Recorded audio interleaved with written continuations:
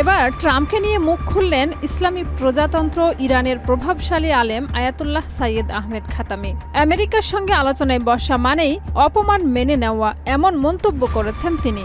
গত ৭ই মার্চ তেহরানে অনুষ্ঠিত জুমার নামাজের খুতবায় এমন মন্তব্য করেছেন তিনি।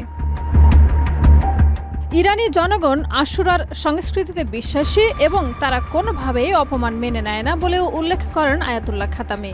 এ সময় তিনি মনে করিয়ে দিতে চান কয়েকদিন আগেই ইউক্রেনের প্রেসিডেন্ট ভলোদিমির জেলেনস্কির সঙ্গে আমেরিকার প্রেসিডেন্ট ডোনাল্ড ট্রাম্পের আচরণের কথা, যা বিশ্ববাসী দেখেছে, যেখানে ট্রাম্প জেলেনস্কিকে দুপুরের খাবার না খেয়ে চলে যেতে বাধ্য করেন এবং প্রকাশ্যেই বাকবিতণ্ডায় জড়ান।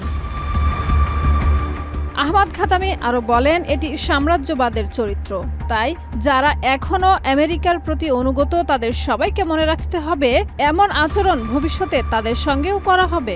তেহরানের জুমার নামাজের সময় এই ইমাম আরও বলেন, ইরানের সর্বোচ্চ নেতা আয়াতুল্লাহ আল খামেনি বারবার বলেছেন আমেরিকার সঙ্গে আলোচনা করা সম্মানজনক নয়, কিন্তু কিছু লোক তা মানতে চাইছিলেন না। তবে তারা ট্রাম্পের এই আচরণ দেখার পর এখন স্বীকার করেছেন যে আমেরিকার সঙ্গে আলোচনা করা একদমই সঠিক হবে না। আমেরিকার সঙ্গে আলোচনা মানে হলো অপমান, অপদস্থ হওয়া এবং নিজের সম্মান হারানো।